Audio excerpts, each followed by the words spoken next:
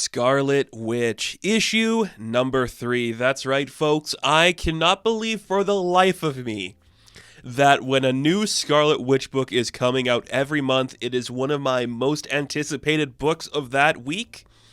I don't get it. It comes out the same week as Moon Knight, which is my favorite character in Marvel and most comic books, and I'm still like, there's a Scarlet Witch book competing with my excitement for that. It's unreal. It's really unreal, and the fact that this book is so well executed will never cease to amaze me. It shouldn't be happening. Scarlet Witch is such a complicated character. We should not be living in a world where she is making sense and atoning for the actions of every previous writer. I don't understand what we're doing, but a Scarlet Witch book is really freaking good. And if you still aren't reading it, my reviews do not do this book justice. It is worth every dollar you will spend on this masterpiece. So let's get into this book. It is so fascinating and so fun to see. This time around, I was really focused on the coloring. I think I've focused on like the art style and the inks a lot lately, but the coloring in this book is just so like kind of like painterly and really interesting. It goes great with like the etchings and the scribblings of the art. It works really well. We open up in Lottkill, New York.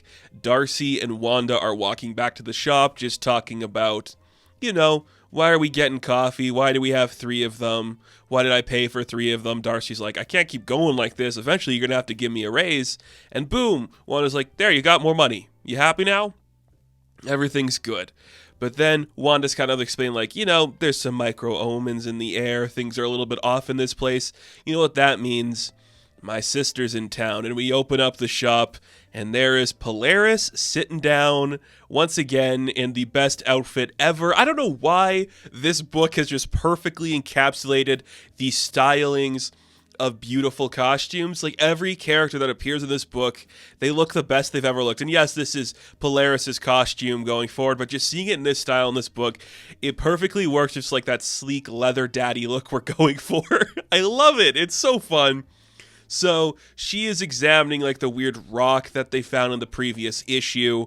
They hug it out, some close stuff. Great vibes from Polaris in this book. I love seeing her. She kind of like toys with Darcy a little bit, but they get along pretty well, and everything's going well. She is examining the rock we had in the last issue. She's like, this is like kind of a metal substance, but also like mysterium. It's got like some weird magic involved in it. So it is like an earthly metal, but it is still kind of like a magic thing. It's hard to explain. Okay, a magic amulet that might be connected to the mutants, might be connected to just mystery magic somewhere. Cool. Interesting. Glad that helped. Very fun to see that. Couple of sisters in this issue just hanging out as they're just talking about what this could all mean. The last door opens, but when it opens, nobody's in the doorway. The last door, of course, being the magical door that takes people that need help directly to Wanda. Nobody's in the doorway. They're like, who could it be? Is it the Invisible Woman? Darcy's like, I think I saw her once. It might be the Invisible Woman. But you see, Polaris notices there's like a buzzing sound flying around somewhere, just looking at stuff. So Wanda uses a spell to use her eyes to see something. And yep, they found it. There is something there. Something on another molecular level that they don't know. So Wanda uses a shrinking charm, shrinks her and Lorna down, and they go to the Tinyverse, or Subatomica.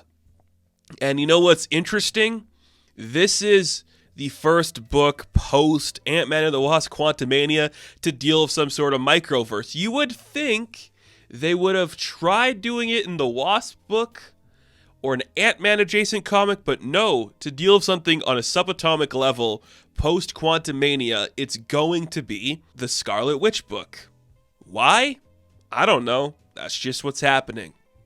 So, we meet this warrior woman, dressed perfectly again, really cool costumes, really great design. She is on the edges of Subatomica, where she meets Wanda and Lorna, and they show up. And who is this woman? Her name is March. She is somebody who lives in Trifa. Her home has been invaded by Nilans, nomadic conquerors who plague Subatomica, our star system. Nilans long for a home. Their invasion was immediate, My people are dying. I seek help. I had nowhere else to go. Will you help me? So guess what, folks? Last issue, we went inside the mind of Viv Vision and saw some weird, like, Circuit City world. This time around, we're going to the Subatomic, and we're going to be warriors for a minute. And you're like, okay, this is not what I was expecting from a Scarlet Witch book. But then again, what was I expecting? This is as best as you could do. And it's freaking perfect. So Marge's idea is there's, like, this blade that could, like, I guess, unite the cities or something, and it could, like, defeat the Nillans easily. She needs help to find it. So we're going to take Wanda and Lorna on a journey through Subatomica and Trypha, and we're going to find the living blade.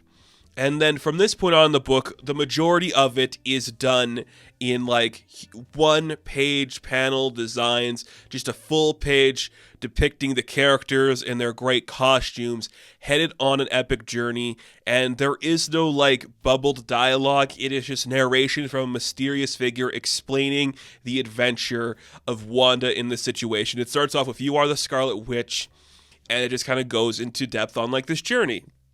So again, I will not be posting every single page of the book on here. I recommend you check it out. But these, like, beautiful, full-size pictures depicting all these characters are some of the best-looking depictions I've seen all year. This book looks gorgeous and amazing, and I really like this narration choice for going into a new, like, kind of realm. It works really well. So they head on their journey. They fight a creature called the Lich Duke Yaga Diara, and they fight it well. They're fighting off evil, I guess, mice, dog things through it as well. The Wolves of Interstellar Rot, I believe, is what they are called. Again, all depicted in one page, and it looks fantastic. They head to the secret catacombs, where it'll be easy to find whatever lies ahead. And they go into the heart of it, and what they find is nothing. The living sword does not exist. It is not real. It's a myth that this young woman believed, and she is lost and doesn't know how she's going to help her people now. But this is the Scarlet Witch we're talking about. She can shape reality. So she uses her magic and the power of magnetism that Polaris possesses, and they forge a new blade for her to change reality, that it was there from the beginning. So now Marge can save her people and what's left of them. And again, I am not doing the artwork in this book justice. Every character looks perfect. I am obsessed with this. It is just gorgeous to no end. It's beautiful. I'm starting to notice, like, smaller details on every character, like just like the black fingers on the gloves that Wanda is wearing. It looks so gorgeous. The way Polaris, like, has her, I guess, collar popped between her hair. It looks so interesting and beautiful and sexy and fun. It's awesome. So what happens next? Our ladies all team up. They go to war. Wanda has a big old mace. They fight some Nillans. And it's awesome. It is awesome to look at. And it works. And a lot of people have died along the way to save Trypha, but at the end of the day, the battle is not over. The war has just begun. That kind of energy we are seeing depicted here makes a lot of sense. They are welcome to stay to witness, like, the ceremonial burials of the people that they have lost. But Wanda's like, we cannot stay here to fight. As much as I might want to stay here to help you fight, I know I can't. This is a battle for the people of Trypha, and that is what you are going to do. So you'll figure it out, and you'll be safe with this new blade that you have forged in your hands. And with that, the new war is upon them. But first, a celebration. And it's so cool. It is gorgeous. I can't explain what this artwork makes me think about. I think it's just, like, the colors looking so, like, painted and flat, and just the white spaces between everything. It's unique in a way we don't see a lot of in mainstream Marvel anymore.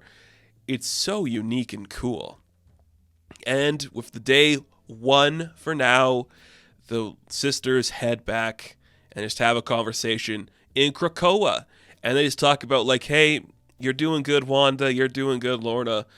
We haven't been close in the past, but I think we're finding our paths, and they might eventually cross more than once. Couple of sisters coming together to love each other, embracing each other, supporting each other. What not to love? Like, this is pretty much what Wanda has needed for years, is just, I am not a complicated character. I have been through hell and back. I am going to make amends for it. And that also starts with Lorna and making sure my sister is happy with our relationship. So, cool. I think it works perfectly. Beautiful to see them together. We have now had every member of the Maximoff family show up except for Daddy Magneto. Is he still Daddy? Again, I wasn't reading all of the Krakoa stuff. I know, like, Polaris was connected with, like, Sword for a minute because they mentioned that in this book. What's Magneto doing? I don't know. Is he dead currently? I don't know. Either way, it's great to see these people happy. So we come back to Lottkill, and there is a huge fire going on in her shop. What is it? Who knows? She wants to go in to save Darcy, but when she gets inside, we see that the character, what is her name here? It is Scythia or Scythia. I think it's Scythia, like a scythe, but she's not using a scythe, so I don't know. Like the big barbarian Amazonian woman we saw at the end of the previous issue who was gunning for Darcy. She is here. She is the champion of the Bache or the Bashai, something like that. Again, strikes a very Amazonian chord with me. Maybe it's just like the design is very Wonder Woman adjacent, and she is using chains, which could be a sign of like the bondage stuff with the whole Wonder Woman history. But it's kind of cool. She's ready to fight the Scarlet Witch. So that's exciting. Now, I don't know much about this character, but that's kind of cool. We do kind of get like a next on page where it's kind of like the notes that Darcy was taking about her connection to what's happening. Like she found something, it took her down this spiraling hole. She doesn't really know what's coming next. Either way, awesome. Very cool. This book is so cool. I love every second of it. Like, I wasn't expecting us to go to a subatomic world and literally, like, hold a mace to fight off evil aliens. But that's what we did. And it looked awesome. Next issue, we're fighting an Amazonian woman. That's amazing. This is awesome. We've also had Pietro show up in the first issue. We had Viv show up in the second issue. And we've had Polaris show up in this issue. So issue 4, I wonder who we're going to see from her adjacent family. We are supposedly getting a Wonder Man TV show soon, and they do have a connection. I wouldn't be surprised if he shows up in this book at some point, and that is how they launch his own individual miniseries. But you know what? No one is doing it like this book. It's wholly unique, incredibly fun, and aesthetically pleasing. Amazing. I never thought in my life I'd say this about a Scarlet Witch book. So, Scarlet Witch issue number 3, I am going to give a 10 out of 10. Now, thank you all for watching this review. Be sure to like and subscribe to the channel. As always, you can check me out on Instagram, TikTok, and Hive, and I will catch you in the next one. Have fun, stay safe, good luck.